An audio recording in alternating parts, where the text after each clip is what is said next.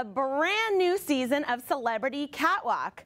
I've hijacked the show and it's a Pet Lady takeover. So get ready because we're going to talk about some awesome things for Halloween coming up. So, are you going to be dressing your pet for Halloween this year? Well, it's an $8 billion holiday for Americans. Over $8 billion is going to be spent this Halloween in America on Halloween stuff.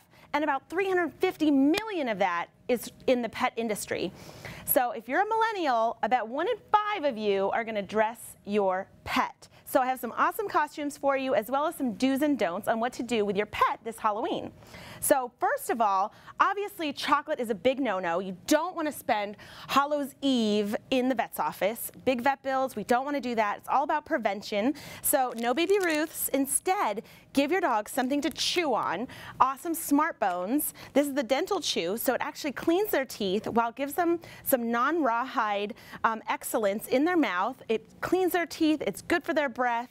You come home from trick-or-treating and your dog's happy and has not destroyed the house. So it gives them something busy to do if you're going to be out and about, or maybe you're going to be at a Halloween party. So definitely check that out. You don't want to leave any candles that are lit at home. This can also be a big hazard, especially if you have cats. You know, cats like to get into everything. They can put their paws in things, especially dogs too. So no real candles. These are an awesome option. The little battery-operated candles, they still have the same effect. You can leave them on and it'll be safe for your whole family and your furry pals. So keep that in mind. And something else that can cause a lot of anxiety around Halloween is the doorbell, right? Constant doorbell ringing over and over and over again. Whether you're home or not, you know, that can really irritate your dog. So check out the calming coat. This is from AKC. It gives your dog a little hug. You can also get the Calm Cat if you have a cat at home that has, you know, fear of Halloween doorbell ringing. And it just hugs them gently. It makes them feel safe and secure. You also might want to create a separate Zen zone for them, maybe in a separate bedroom with the door closed. You know, give them a smartphone, put the calm coat on, just let them hang out in there, and they don't have to be scared by all of the scary Halloween decorations. Also, if you're going to be dressed scary, like a witch or a goblin, maybe you're going to have a scary hat on, your dog and cat might not like that. They might not even recognize you, especially if you have a rescue pet. You don't know what their background is with scary costumes. So you might want to just limit their interaction with that because you don't know how it's going to maybe offend them. So keep that in mind. Something else that's uber important is on Halloween, again, with all the noises and all the craziness, some dogs and cats do try to escape. So you always want to make sure you have an up-to-date ID tag. I have these cute ID tags from Twigo Tags. I love this one because it's black and orange. And again, you know, you can just write on the back of it, put your information.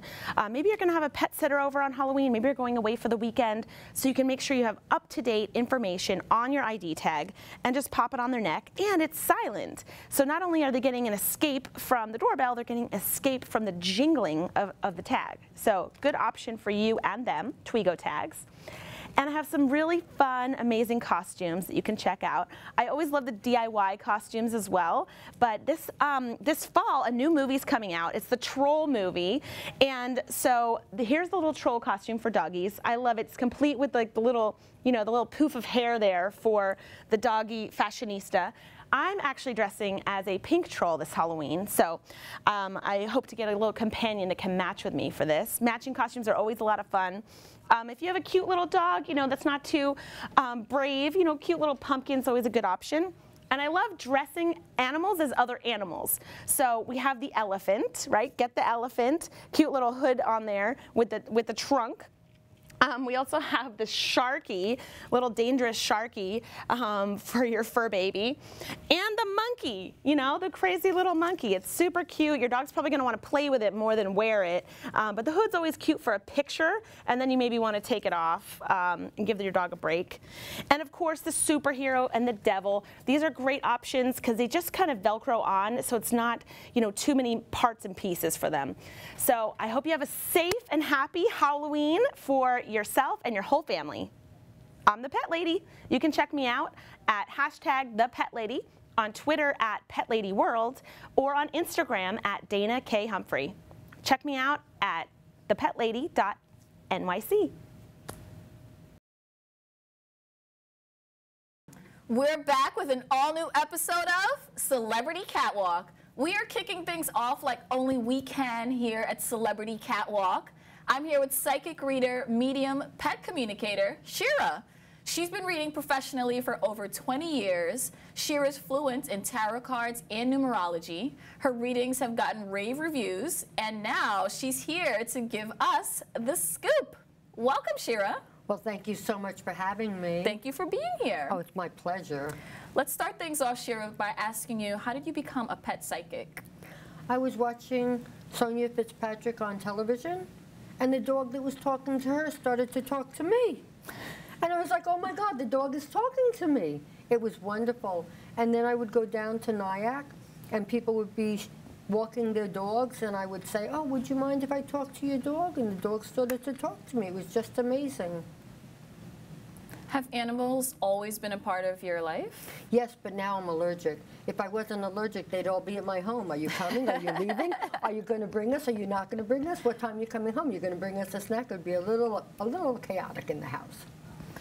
So do you see all or any types of animals, or is it just dogs and cats? Do you talk to any types of animals? I love all type of animals. As a matter of fact, I've talked to bearded dragons. I've talked to snakes. I love talking to horses. I love talking to dogs and cats. And I also get to talk to fish, and they love to talk. Is there an interesting thing that you have actually heard by talking to a pet? What's the most interesting thing that they've told you? The cat was lost, and I saw the cat standing next to an angel. And I said to the woman whose cat was lost for 9 days, I said, I think that your cat might have passed because she's standing next to an angel. And she said, oh my God, she's in the nursery. We have a statue of an angel. And she went to the nursery, and the cat was standing next to the angel. How cool is that? A woman called me from North Carolina, and she said to me that her dog Susie was missing. So I said to Susie, where are you? Susie says, are they going to keep me? So I said to the woman, is Susie not your dog? And she said, oh no, Susie is a foster dog. I said, are you going to keep Susie? She goes, oh no, we already have 9 dogs and cats. We can't keep her. We're just fostering her. Susie says that I'm not coming home. So the woman said, okay, I'll keep her. Susie said, okay, come and get me. I'm by the school by the park. She went to the school by the park, and Susie she was there? went right into the car. Huh. What's it like with a typical meeting when you encounter a pet? So I bring my pet to you. What happens? Do you sit with the pet? Do I leave the room? Is it just the two of you? What goes on? If it was the 2 of us, you wouldn't hear a thing. Before you even get to me, the pet's like, oh, we're going to come see you. We can't wait. We're so excited. Oh, thank you. Sometimes they'll bring a pet to me who has an issue. And so I'm able sometimes to see what the physical issue is with the pet. And then I'm able either to heal it, God will heal it through me, and it's incredible. So one woman called me, and she said to me that her cat Coley was taken to the doctor, and the doctor didn't want to do the surgery because the doctor said that Coley only had a 30% chance of surviving. And I said to Coley, what's going on? And Coley said, if Mommy can afford the surgery, I'd like to have it. And if not, I'll understand. But if she has it and she could afford it, I'll fight to live. And I told the woman that, and she sent me a beautiful letter. When the doctor had seen the x-rays, he saw everything like this, as though it was twisted. And when he got in there, it was actually laying on top. And he lifted it off and he reconnected, and it was done. Now the cat's 100%. That is incredible. Yeah. Oh my goodness. So a lot of times people come to psychics for advice or just to kind of get in touch with deceased relatives.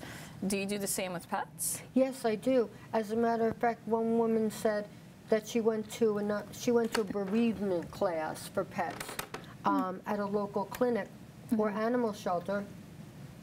And she said that she realized that she didn't want to talk about her pet. She wanted to talk to her pet. And that's why she came to me. And sometimes, if you have a pet that's passed, the pet that's alive can see the other pet in heaven.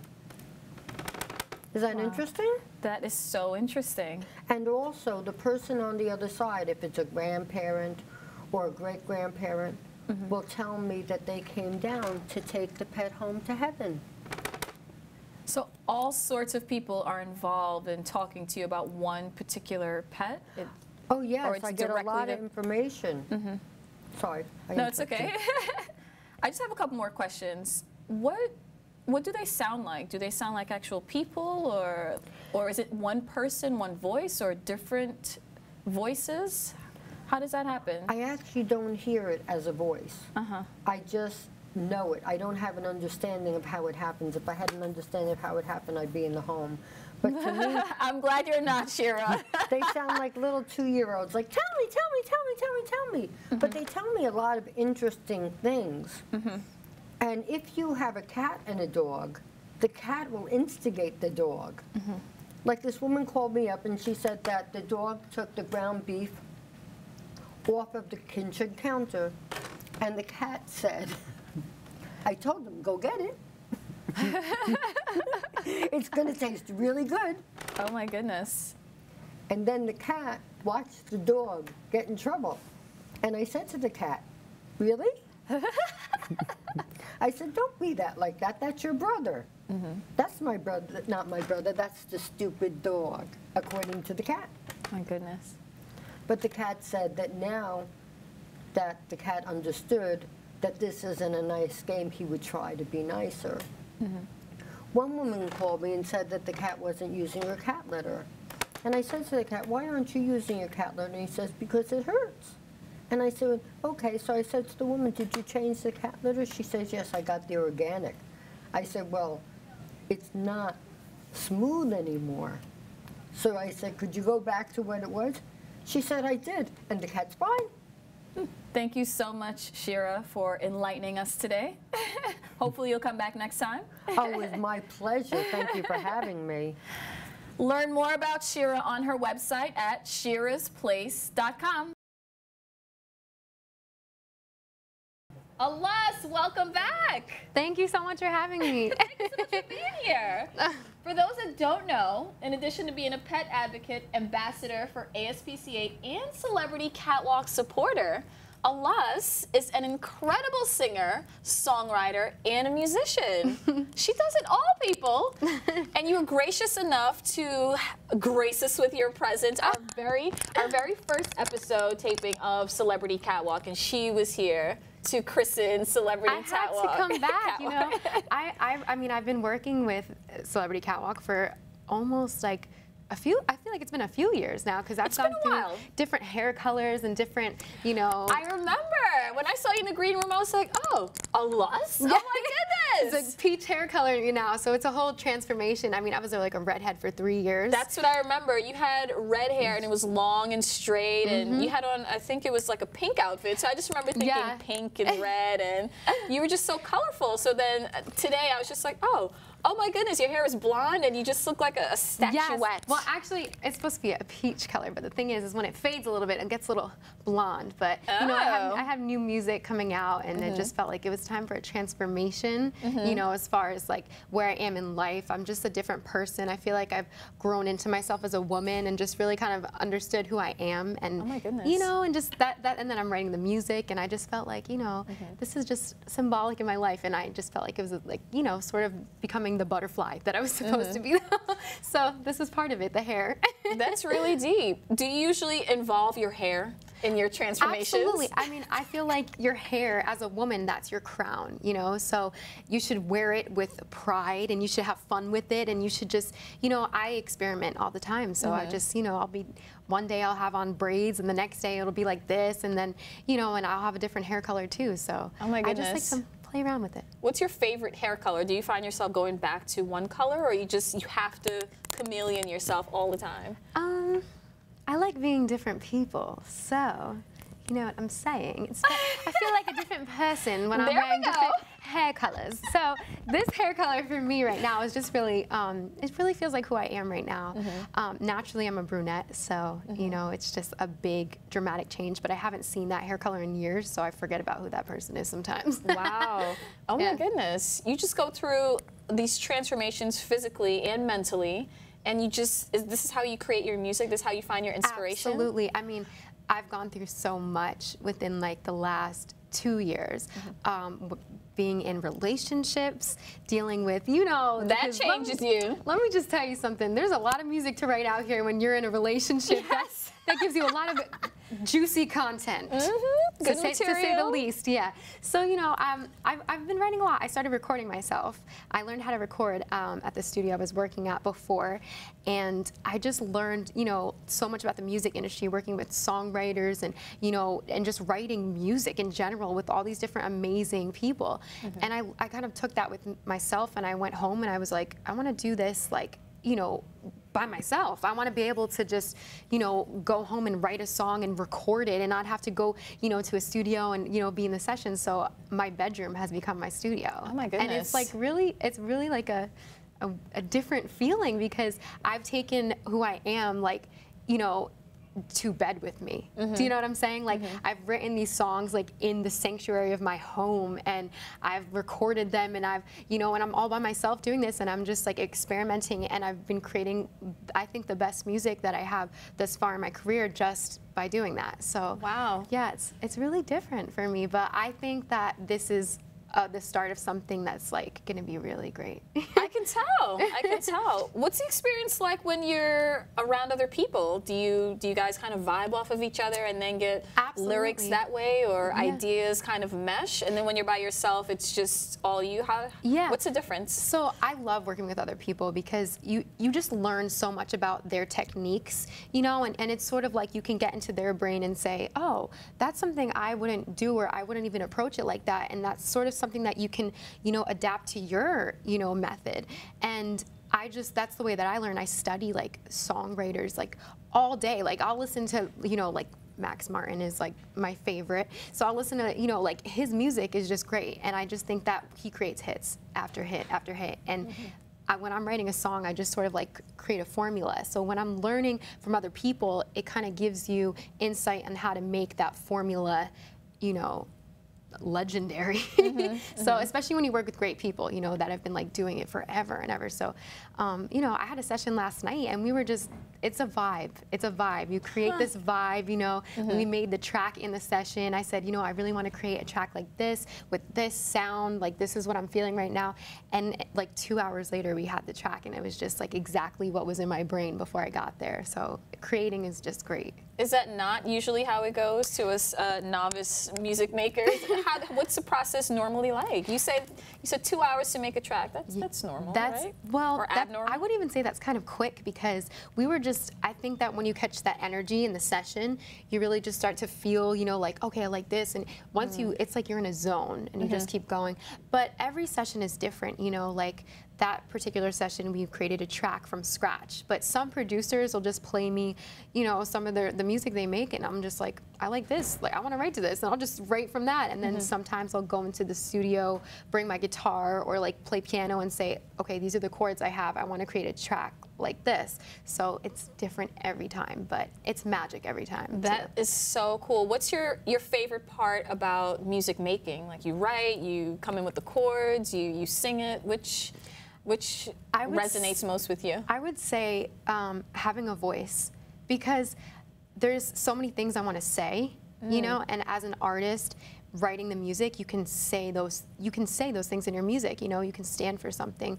And I learned, you know, because you can't really say certain things to people, right? Because think about it, when you have a certain emotion you're going through or something, you know, like everybody's goes through, and you're like, see, I didn't say anything. See, but you know, and you go through these things, whether it be in a relationship you're in or whatever, and you say, okay, I really shouldn't say that, but I'm feeling it. And writing music is my outlet, you know, so instead of like venting in a different, probably unhealthy way, I just go right into, you know, my record mode, and I'm like, I just start writing, and that's how I get, you know, my voice out there, and I go, this is what I want to say, and I'll just, you know, I'll send the track to my manager, and my manager will be like, wow, you were really feeling that one, because like it sounded very emotional. I'm like, yeah, you know, I was going through something last night, so I decided to write a song about it. But you know, it's great to have a voice.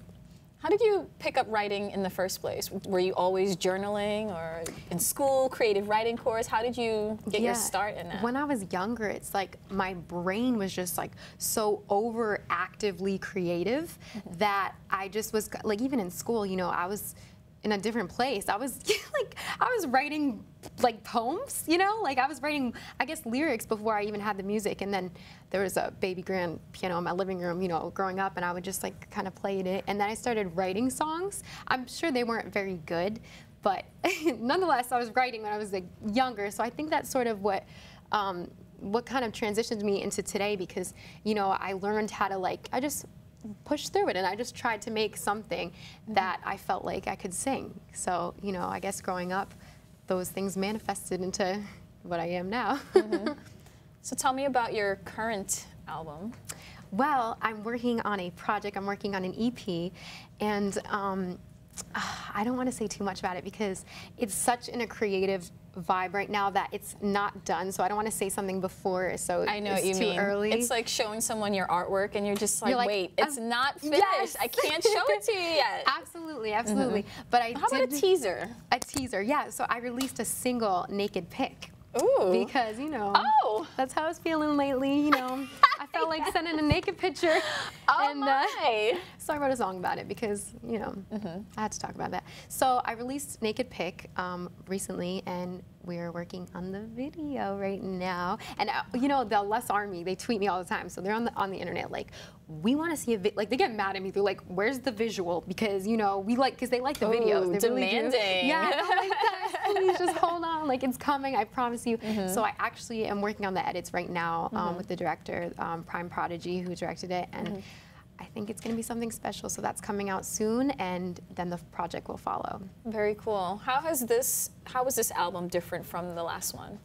Well, this isn't, I mean, right now it's more so, it's not an official album yet. So it's more so like a taste of what I've been doing as, you know, as an EP, so as just a project.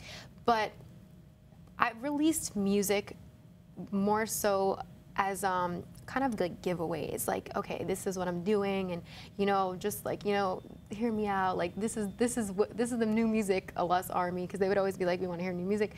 But right now, it's a body of work to me, you know, because now that I have something to say, and I want to share with people, and I know they can relate, because it's just, music is just a way to connect with people.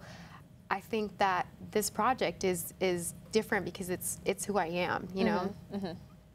Do you find yourself, you said your army just kind of makes all these demands on you. Do you find yourself making music because they maybe put requests on you, or is it just all you and then they kind of follow? How does that work? I do try to keep them happy because they are just a ferocious bunch, just like me. You know, when I was growing up, I was just quite the little spicy tamale, you know? So, no, but you know, when I'm writing music, I just sort of, I do think about what I would want them to hear, because I think what you share with them is like a very different experience. You know, like what you and your fans connect with is just like a different level.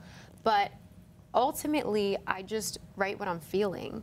And I think that that's just what resonates with people, because it's just like, it's real, you know? It's just what I'm going through, and it ends up in a song, and then it comes out and they're like, wow, like I went through this. Or like, you know, it's not so specific, it's very broad, you know? A lot of people can go through one thing. Right. So before we move on, your shoes are just sparkling in my eyes, and we need a shoe pic, the shoe cam on a Les. I can't even concentrate, seriously. These are hot. Thank you so much. These cute little booties. I love them, I really do. I think they're just so fun. I've been trying to wear my booties for so long, but it's so warm outside. I just can't bring myself to doing it just yet. It was summertime, you know, I'm it's a about summer to be baby. fall. I'm not ready to put my toes away yet. Look at those toes. Did we get the toes? Pretty. All right, let's get back to music. So who are some of the artists, who are some of your favorite artists?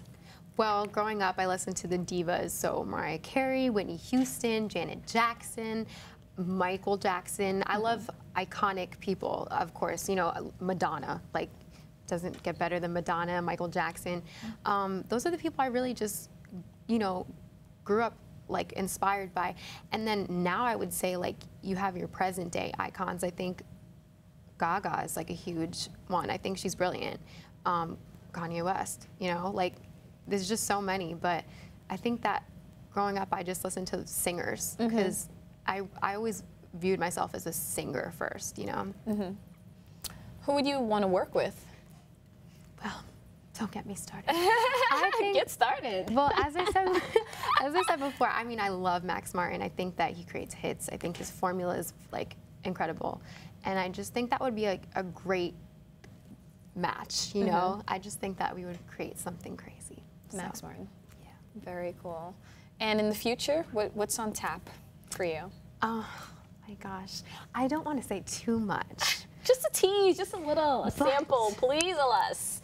Well, wait, let me see that dance again. I just. That's my.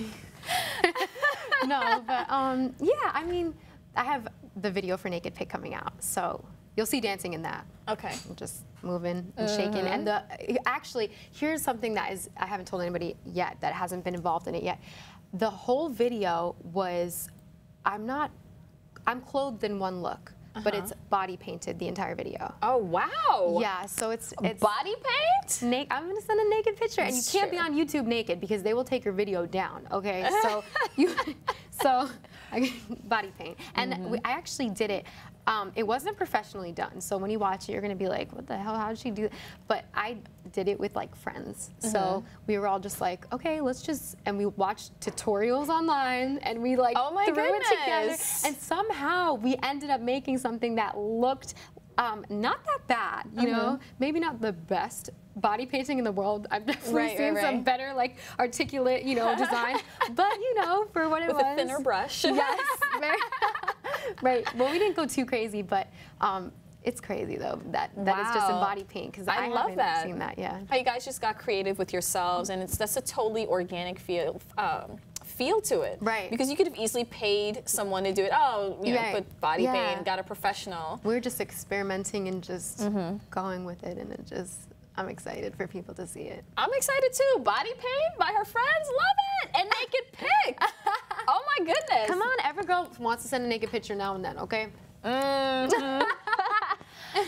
right, Alessa, remind everyone where we can catch up with you on social media. So you can go to my website, alusofficial.com, ALUSofficial.com, and Twitter and Instagram is @alusofficial.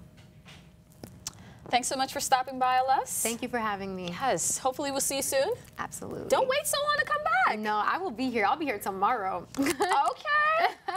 See you guys. Catch up with us on celebritycatwalk.com.